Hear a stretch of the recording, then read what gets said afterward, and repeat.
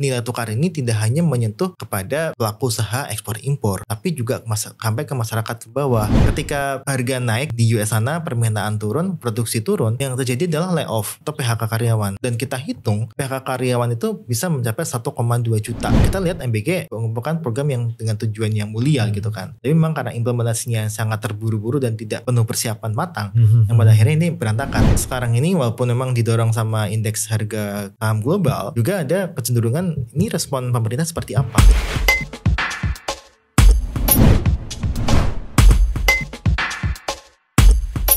Bismillahirrahmanirrahim. Assalamualaikum warahmatullahi wabarakatuh. Teman-teman, jumpa lagi di channel ini, channel yang ingin terus-menerus menjaga kewarasan, memperluasnya dan meningkatkannya.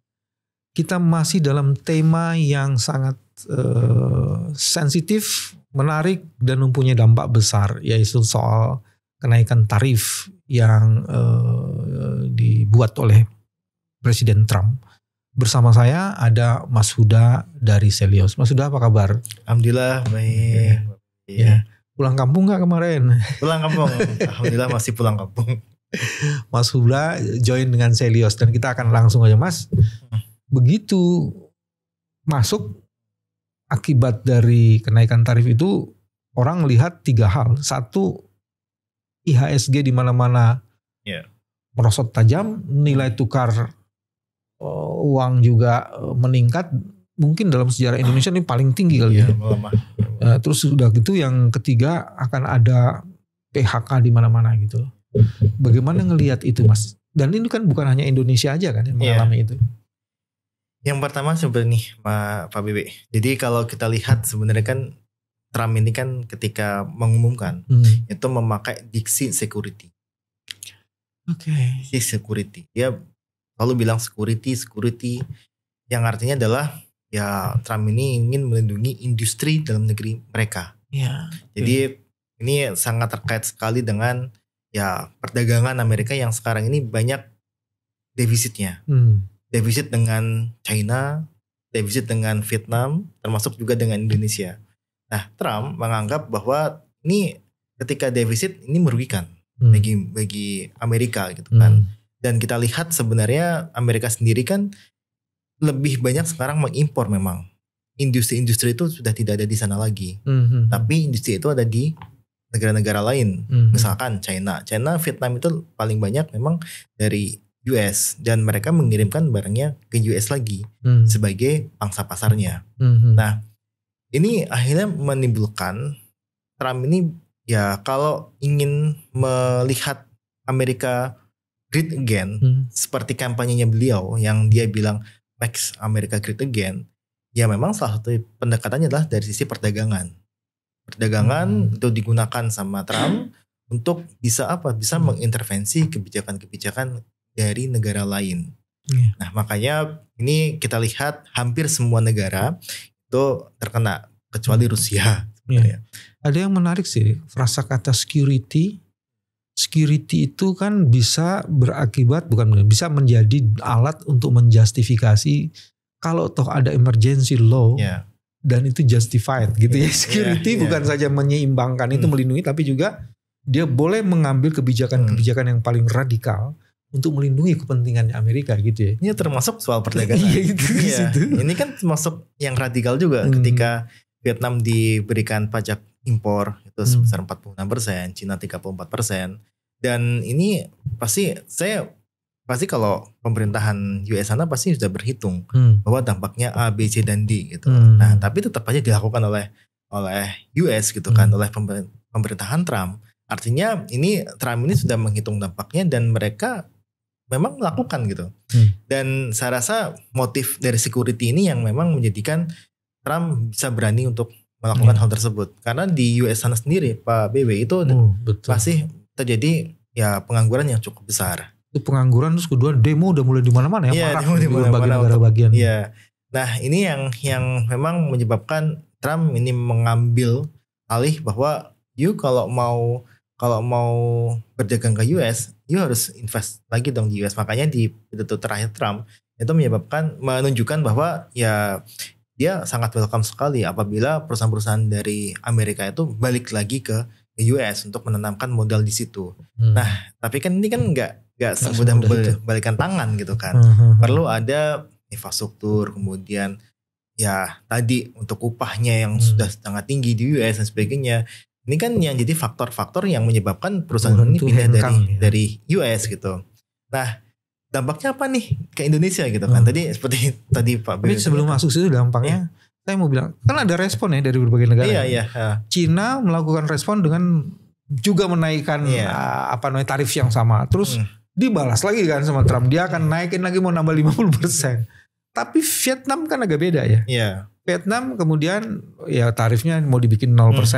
Nah, tapi terus kemudian jawaban dari Trump, saya tidak hanya ngomong soal tarif loh. Jadi dia kepengen non tarifnya juga. Indonesia baru mau pergi ke sana, tapi kayaknya juga mau main non tarif juga selain tarif ya. Itu kalau ngelihat respon negara-negara itu sejauh mana bisa menimbulkan yang disebut dengan Great Depression ya. Yang kalau kita lihat ini kan sangat tergantung sekali dari kapasitas negaranya. Baik. Kita lihat China misalkan.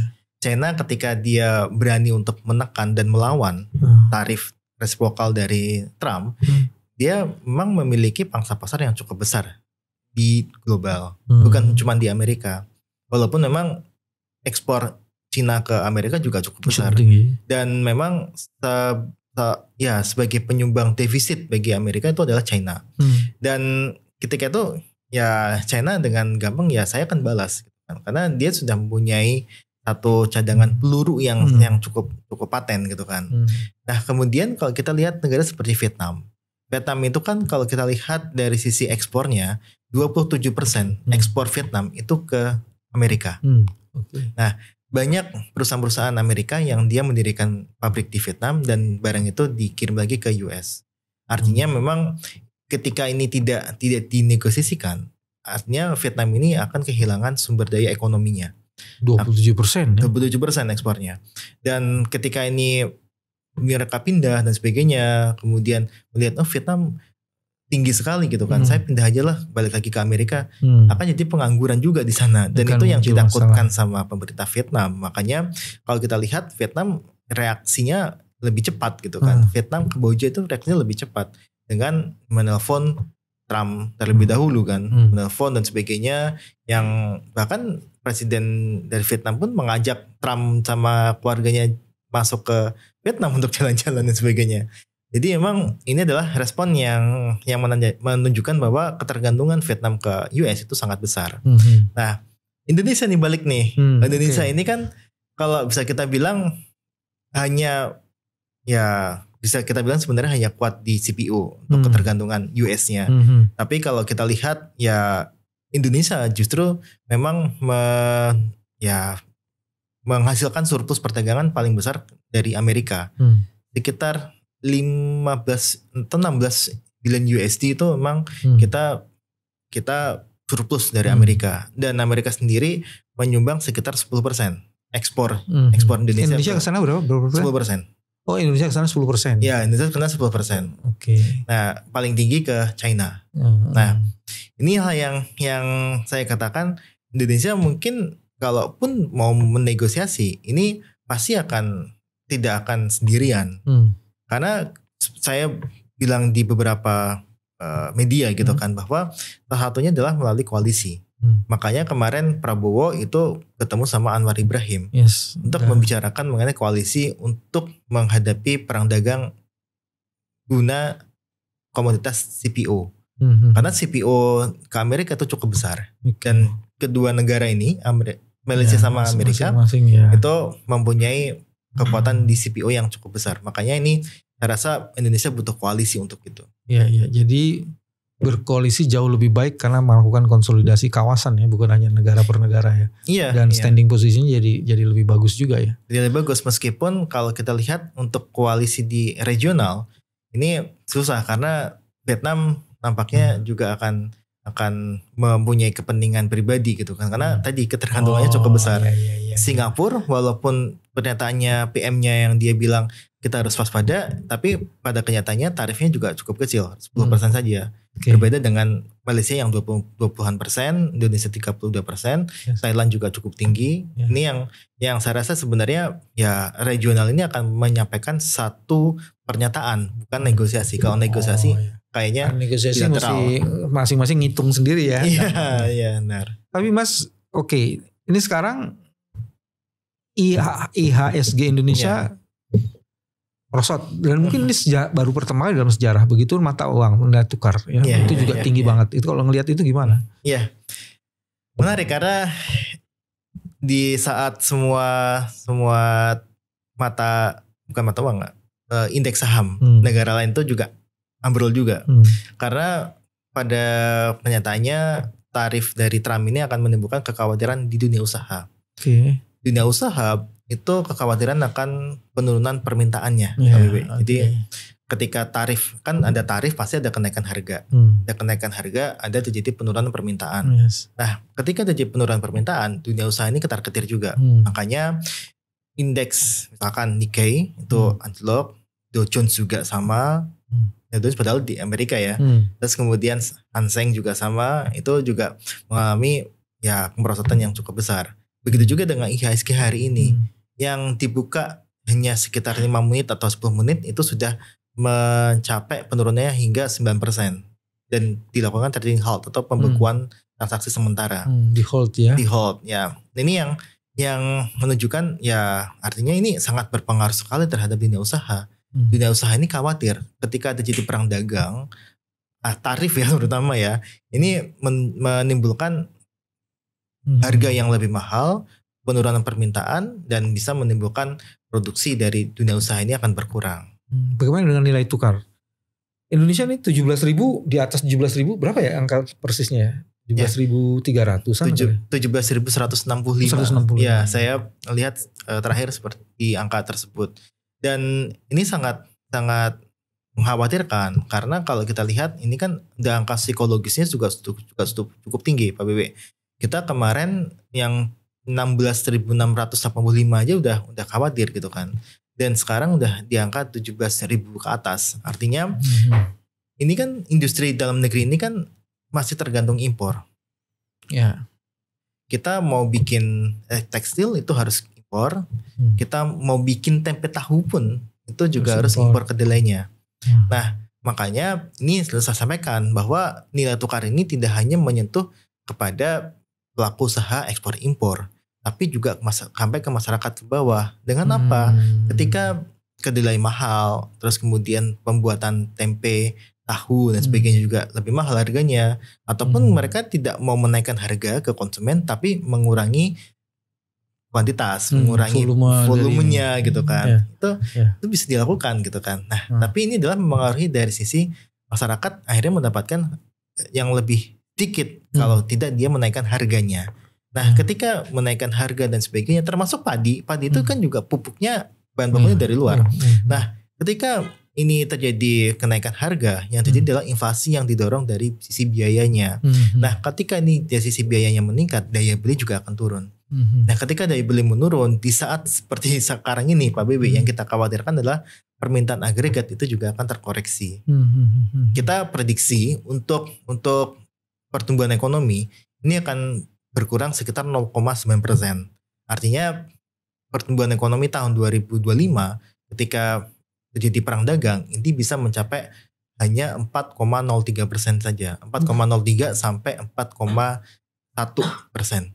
Itu setengah dari cita-cita untuk naikin 8%. 8%, iya. Karena kalau kita lihat ini akan sangat terpengaruh, multiplier efeknya besar.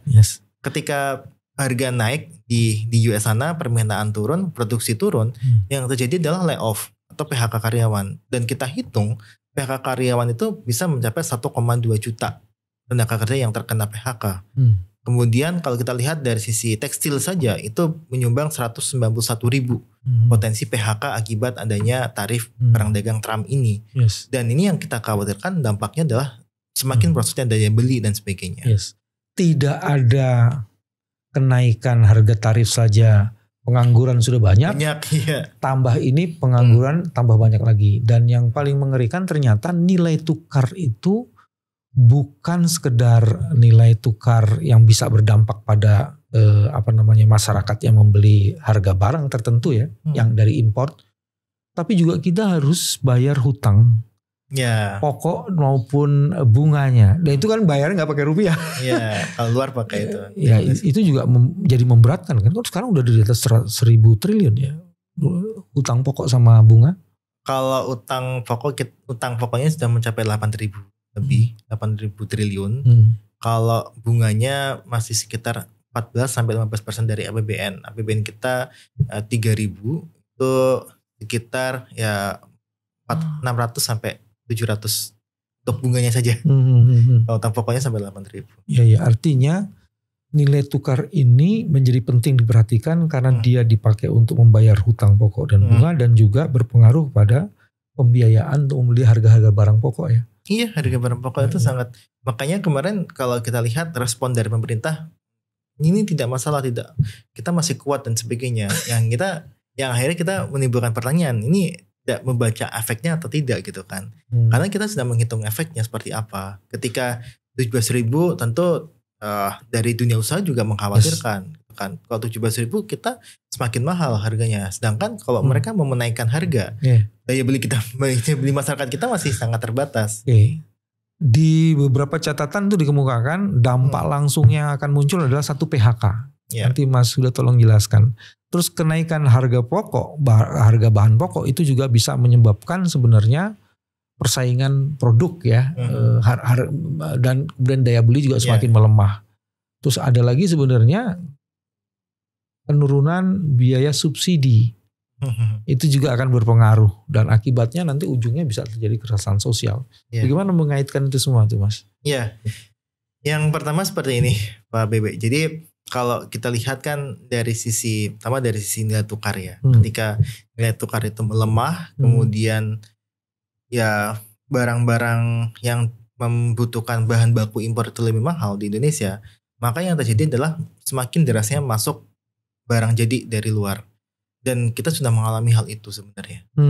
Nah, yang kita takutkan adalah Cina ini kan dikenakan tarif yang cukup tinggi dan diancam akan lebih tinggi lagi gitu kan. Nah, yang kita takutkan adalah barang-barang dari Cina yang tidak bisa masuk ke Amerika. Tidak kesedot di Amerika, dibuangnya ke Indonesia ya? Dibuangnya sebagian ke Indonesia. Nah, ini yang kita takutkan. Karena ya kalau bagi konsumen sih sebenarnya ya. Apa ketakutannya di situ? Kalau sebagai konsumen ini pasti barang murah gitu kan. Nah, tapi kalau dari industri, ini yang kita khawatirkan adalah semakin ya banyak barang murah, industri kita tidak bisa compete dengan atau bersaing dengan barang tersebut, yang jadi adalah ya industri kita akan semakin layoff lah terjadi di situ ya. Layoff yang dikarenakan tarif itu sudah banyak, ditambah lagi dengan derasnya harus impor dari luar. Dan ini yang kita khawatirkan sebenarnya. Dan yang terjadi ini kita nampaknya akan menghadapi serbuan barang-barang impor tersebut. Dan bukan hanya dari Cina ya? Iya, dari Bangladesh misalkan, dari Vietnam itu India akan larinya ke Indonesia sebagai pangsa pasar yang cukup besar. Nah, ini yang kita khawatirkan. Nah, kemudian ini juga ketika industri kita sekarat gitu kan, yang terjadi adalah mereka melakukan PHK. Ya kan, karena mereka sudah pasar ekspornya itu dibatasi sama Amerika, kemudian barang impornya deras masuk ke sini, artinya barang mereka makin tidak laku. Nah, ketika tidak laku, penjualnya berkurang, mereka akan melakukan penurunan produksi. Nah, ketika terjadi penurunan produksi, itu mereka akan melakukan efisiensi. Efisiensi yang paling bisa dilakukan oleh perusahaan adalah mengurangi karyawan, pegawai dan sebagainya. Ini yang menjadikan ya tadi semakin banyaknya korban PHK dan sebagainya yang bisa menimbulkan kemiskinan baru. Dan ini terkait dengan bantuan sosial. Uang yang untuk digelontorkan itu akan semakin banyak. Orang miskin baru, jumlah orang miskin dan potensial miskin gitu ya, itu kan semakin besar. Dan kalau kita lihat yang mereka bekerja di pabrik itu kan sebenarnya kan rentan miskin. Ketika rentan miskin, mereka tingkat pendapatannya, mereka akan beralih menjadi miskin. Jadi ada miskin absolut akan banyak, yang rentan miskin menjadi miskin. Sementara yang lain yang tadi itu, yang kelas menengah menjadi rentan miskin. Miskin, dia turun ke rentan miskin, dan itu sudah terjadi kalau kita lihat dari sisi ini ya, dari sisi pergerakan porsi ya. Dan ini yang kita khawatirkan adalah beban APBN akan semakin tinggi. Untuk apa? Untuk bantuan sosial untuk masyarakat miskin yang semakin banyak di saat penerimaan kita kurang. Ditambah ada angkanya nggak Mas? Angka statistik yang ini, misalnya yang paling terkena tuh industri apa sih? Tekstil. Tekstil kita akan berkurang sekitar 191.000 tenaga kerja. 191.000 tenaga kerja, dan itu cukup banyak gitu kan. Dan sekarang pun itu sudah, kalau kita mengutip data Kemenaker, ada 18.000 tenaga kerja yang ter-PHK di 2 bulan awal. Kalau kita mengacu kepada data Apindo, itu sudah menyentuh angka 40.000 tenaga kerja yang sudah di layoff. Tadi yang pertama awal. Tadi data pemerintah 18.000. Tapi data real menurut Apindo ya, itu sekitar 40.000. Dan ini sangat terkait sekali juga dengan kebijakan efisiensi dari pemerintah. Nah makanya ini sebenarnya kan efisiensi pemerintah itu kan juga ada fungsi efisiensi masuk juga di situ ya. Jadi penyebab pengangguran itu. Iya, karena kalau kita lihat dari sisi hotel misalkan, ketika tidak ada acara di hotel dan sebagainya, itu akan menimbulkan ya kegiatan di hotel semakin berkurang. Efisiensi karyawan akan dilakukan. Nah kemudian kalau kita lihat sebenarnya kan pemerintah ini kan mempunyai fungsi ketika daya beli menurun. Fungsi pemerintah ini kan harus bisa masuk untuk memberikan stimulus. Masalahnya adalah pemerintah sendiri melakukan efisiensi. Untuk mendukung apa? Mendukung program-program seperti MBG dan sebagainya. Walaupun kita kita lihat MBG merupakan program yang dengan tujuan yang mulia gitu kan. Tapi memang karena implementasinya sangat terburu-buru dan tidak penuh persiapan matang, yang pada akhirnya ini berantakan, Pak. Nah ini yang kita lihat ya, ini berhubungan dengan dari situ. Angka konkret pengangguran kita dalam tahun ini aja? Angka konkretnya saya belum ngecek, tapi kalau kita lihat di atas 1 juta tuh Mas kalau nggak salah ya. Angka pengangguran lebih. Makanya saya bilang di atas 1 juta. Iya, lebih kalau angka pengangguran kita lebih. Kalau kita lihat dari ini ya, dari TPT saja itu sudah menyentuh sekitar 5%. TPT itu tingkat pengangguran terbuka. Tingkat pengangguran terbuka itu yang menunjukkan bahwa pengangguran dibandingkan dengan angkatan kerja itu juga cukup tinggi. Dan udah berapa persen tuh? 5, saya lupa angka pastinya, tapi sekitar 5%, dan itu terus meningkat dari tahun ke tahun. Yang pada nih sekitar 4,91% TPT-nya dengan 7,47 juta orang menganggur. 7,4 juta ya? Iya. Dibandingkan dengan Februari itu sekitar 7,2 Februari tahun 2024. Jadi trennya terus meningkat ya? Terus meningkat karena di tahun 2024 itu jadi PHK sekitar 80.000 tenaga kerja. Itu yang dihitung sama Kemenaker. Belum kita melihat dari sisi lulusan S1 atau SMK yang dia menganggur. Nah, angka TPT ini kan 5%. 4,91% itu hanya menghitung pengangguran, belum setengah penganggur. Dan bahayanya setengah pengangguran itu juga cukup besar Pak BW. Oh iya? Setengah penganggur cukup besar. Seberapa besar angkanya itu? Setengah penganggur kita itu menaik dibandingkan dengan kalau kita lihat informality itu meningkat. Dari berapa ke berapa sih Mas kalau tahu boleh tahu angkanya? Informality di Indonesia pada awal zamannya Jokowi tahun pertama itu sekitar informal itu cuman sekitar 49%. Sekarang informal itu mencapai 60%. 49, 60. Iya, jadi double digit ya. Tenaga kerja kita kan 135 juta ya. Ya itu 60% sekarang itu dia bergerak di informal. Di informal itu kan seperti ride hailing, ojek online dan sebagainya. Itu meningkat dan sebagainya. Dan ini yang kita khawatirkan, mereka kan tidak mendapatkan upah yang cukup layak. Nah, ketika ada pengangguran yang meningkat, susah mencari kerja sekarang, yang kita katakan mereka ya udah saya mau bekerja sebagai informal dengan upah yang seadanya dan tidak meningkatkan kualitas dari hidup mereka.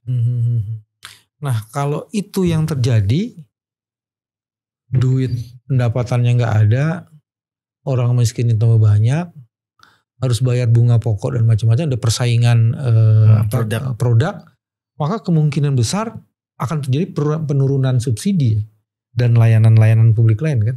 Iya, itu yang saya sebutkan ketika penerimaan negara sedang sekarat gitu kan, sedang nggak baik lah. Kemudian jumlah orang miskin semakin besar, otomatis kebutuhan untuk subsidi akan semakin meningkat. Nah, yang dilakukan pemerintah itu ya tadi untuk mengefisiensikan ya mereka harus menambah hutang atau mereka realokasi anggarannya. Dan realokasi anggaran kalau kita lihat Prabowo kan sangat-sangat stuck ya dengan strict lah kalau urusan program unggulan mereka itu sudah biaya segini harus ada gitu kan. Nah, kita lihat akhirnya ya subsidi ini akan dikurangi gitu kan, termasuk untuk yang BBM, dan ini yang kita khawatirkan akan menyentuh lagi inflasi dari masyarakat. Ketika inflasi itu semakin tinggi dan didorong dari sisi biaya, yang kita khawatirkan daya beli akan semakin turun. Daya beli semakin turun, permintaan agregat akan semakin turun, yang bisa menimbulkan pertumbuhan ekonomi kita akan semakin terbatas. Dan ini akan menimbulkan efek kepada investasi. Investasi kita akan semakin menyusut, lapangan pekerjaan semakin susah dibuka. Yes. Sangat-sangat.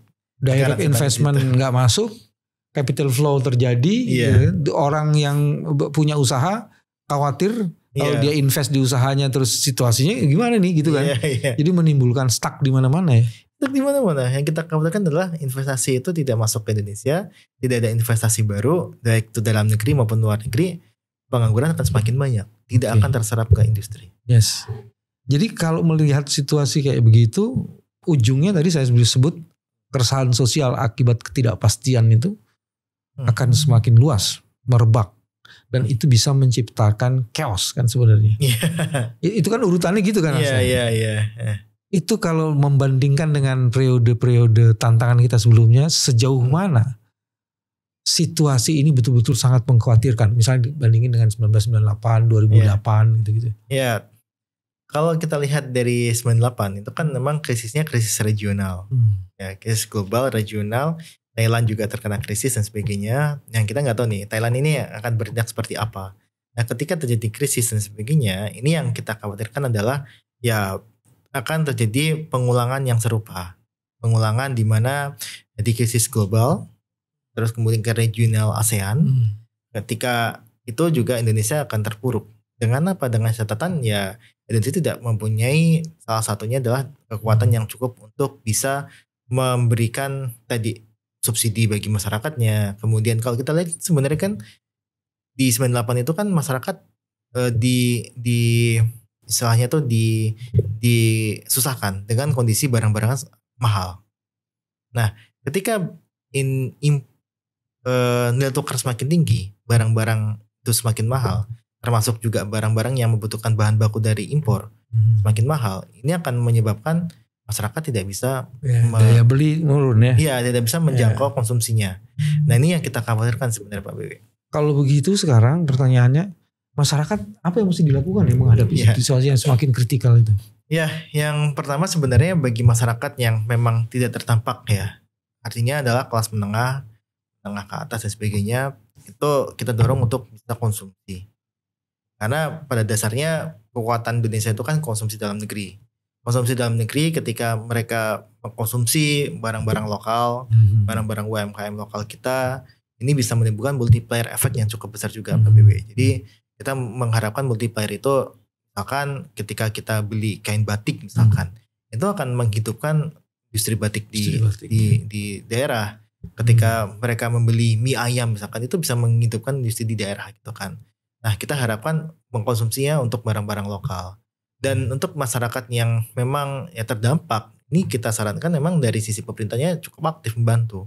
Membantu dalam hal apa? Memberikan bantuan dan sebagainya, subsidi dan sebagainya yang kita harapkan itu tepat sasaran. Dan ini juga bisa berharap pada peningkatan daya beli. Dan ini yang kita harapkan sebenarnya dari situ. Sebenarnya ada satu apa yang disebut sebagai non-cost measurement ya. Kalau situasinya makin kritis dan pemerintah tidak menunjukkan kebijakan yang tepat, maka penurunan kepercayaan terhadap pemerintah akan turun. Iya. Dan ketidakpastian itu juga tidak hanya sekedar mendorong orang ketidakpastian itu menciptakan kecemasan dan itu harga sosialnya juga tinggi kan Mas. Iya.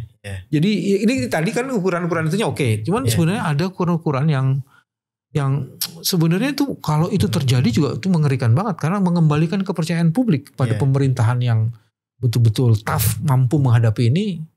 Itu juga kan belum menjadi ukuran. Perdana Menteri Malaysia kan jelas tuh ngomong begitu kan. Kita yang udah ngomong gitu siapa ya? Pak Prabowo sudah ya atau Pak Prabowo kemarin pas panen raya tuh sempat ngomong tapi masih normatif. Kalau yang ngomong ke publik mengenai masalah ini Pak Erlangga. Oh Pak Erlangga. Iya. Nah tapi menariknya gini Pak Bebe. Saya tuh coba untuk mencermati ya bahwa beberapa survei untuk kepuasan publik kan sebenarnya kan Pak Prabowo kan cukup tinggi ya. Dari berbagai surveinya ya. Helios kan menempatkan yang berbalikannya. Nah kita melihat mungkin kalau survei gitu kan orang-orang yang disurvei adalah orang-orang yang memang grassroots dan sebagainya. Tapi yang tidak bisa dibohongi dan dimanipulasi adalah pasar. Nah pasar ini ketika Danantara diluncurkan dan diumumkan strateginya seperti apa mengalami crash sampai 5%, minus 5% di Danantara tuh ya. Iya Danantara. Ya.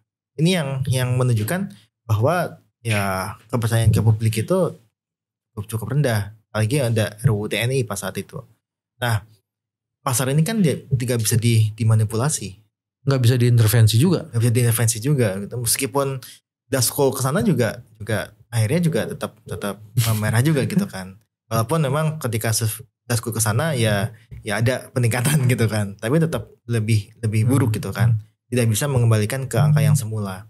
Nah sama nih jadi ini juga sekarang ini walaupun memang didorong sama indeks harga saham global juga ada kecenderungan ini respon pemerintah seperti apa untuk masalah tarif Trump ini. Dan yang menyebabkan salah satunya adalah sekarang ini memerah itu adalah respon pemerintah yang memang gagap. Kita tidak ada dubes di sana, Pak Bebe.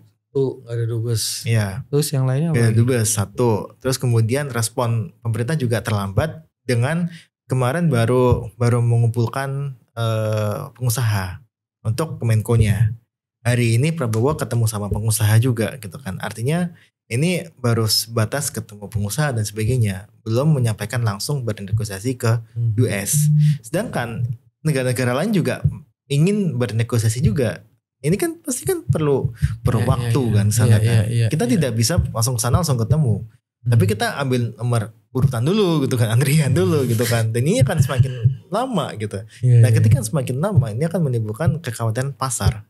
Pasar kita akan semakin khawatir dan kemudian menimbulkan crash di HSG dan kita nggak berharap sebenarnya HSG terlalu dalam ya.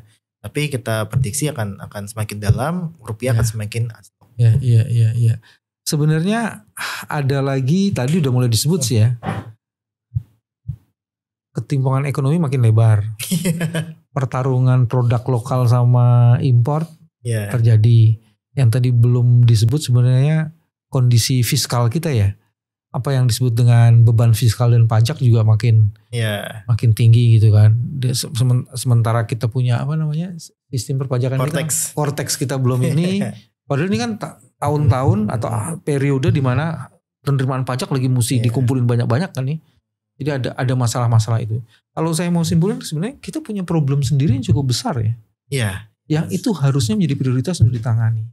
Selain itu juga dampak dari penaikan tarif itu juga membebani problem yang tadi. Iya. Jadi kita nggak bisa fokusnya pada dampak di kenaikan tarif, tapi problem kita sendiri yang juga harus diselesaikan. Sekarang kalau saya balik lagi Mas, jadi apa yang mesti disiapin masyarakat dalam situasi kayak gini? Iya. Saya menarik tentang problem tadi Pak Bebe. Jadi memang problem itu kan terjadi sebelum adanya tarif Trump ini kan. Dan kita lihat sebenarnya kan problem-problem ini kan ya seperti pungli misalkan. Investasi yang susah di Indonesia gitu kan. Kemudian kalau kita lihat dari sisi penerimaan negara dan sebagainya. Nah, saya pribadi sebenarnya ya berharap selain ya bernegosiasi itu adalah ada perbaikan industri dalam negeri juga. Untuk apa? Untuk menunjang ya kita juga jangan khawatir juga. Misalkan kita ada relaksasi impor untuk barang ICT. Dan kita siapkan industri ICT kita gitu kan. Untuk apa? Untuk bisa bersaing dengan Amerika sehingga kita tidak tergantung ekspor ke sana. Kita kita di sini aja mengembangkan dan sendiri dan sebagainya gitu kan. Nah, ini yang harus kita siapkan juga sebenarnya, bukan hanya soal negosiasi. Jadi penyiapan industri dalam negeri itu sangat penting karena ketika industri kita bagus dan sebagainya, penyerapan tenaga kerja juga akan semakin lancar gitu kan. Semakin lancar, kemudian juga masyarakat juga akan mendapatkan pendapatan yang baik dan sebagainya. Yang kita harapkan ini bisa menimbulkan multiplier efek kepada konsumsi rumah tangga yang semakin kuat, daya beli semakin kuat dan sebagainya. Nah, ini yang memang harus disiapkan pemerintah. Nah, masyarakat apa nih yang harus disiapkan gitu kan? Ya masyarakat tadi saya sampaikan ya kalau untuk yang masih bisa konsum lebih ya konsumsilah untuk barang-barang yang lokal. Dan masyarakat yang dia menengah ke bawah ya ini mereka emang harus harus bergantung terhadap tindakan pemerintah untuk apa? Untuk memberikan subsidi dan sebagainya. Ini yang sebenarnya bisa dilakukan oleh masyarakat dan saya rasa masyarakat ini juga ya bisa kita bilang sangat realistis ya. Ada beberapa yang memang dia akhirnya ya udah saya cabut aja dari investasi IHSG, investasi saham, saya mau investasi emas dan sebagainya. Dan itu memang tidak bisa diintervensi sama negara. Dan saya rasa ini ya kembali lagi ke masyarakat gitu kan, bahwa ya masyarakat dia akan mengambil atau mencari jalan keluarnya masing-masing. Mereka menyelamatkan diri masing-masing. Dan ketika memang dia mempunyai kemampuan untuk menyelamatkan diri, ya mereka pasti akan memilih jalan yang terbaik gitu kan. Nah tapi bagaimana nih orang-orang yang tidak bisa menyelamatkan diri? Ini adalah ada perlu intervensi pemerintah di sini. Jadi teman-teman masyarakat, kita sudah harus mengidentifikasi mana keinginan dan kebutuhan. Belilah barang-barang atau yang sesuai dengan kebutuhan. Dan kedua, bukan hanya membeli kebutuhan, tapi pilihlah barang-barang lokal karena itu akan menyelamatkan industri dalam negeri, walaupun itu mungkin agak mahal kalau yang impornya jauh lebih tinggi itu. Yang ketiga yang juga jadi penting dilakukan adalah akan banyak masivitas orang miskin sehingga kemudian kebijakan pemerintah terhadap subsidi juga harusnya dilebarkan. Tapi kita tahu juga ada jebakan fiskal dan defisit pajak yang harus ditanggung. Ini bukan sekedar soal tarif. Ini adalah satu situasi yang sangat rumit. Mudah-mudahan ini bisa membantu kewarasan kita menyiapkan diri menghadapi situasi yang semakin kritis. Sampai ketemu lagi. Terima kasih. Assalamualaikum warahmatullahi wabarakatuh.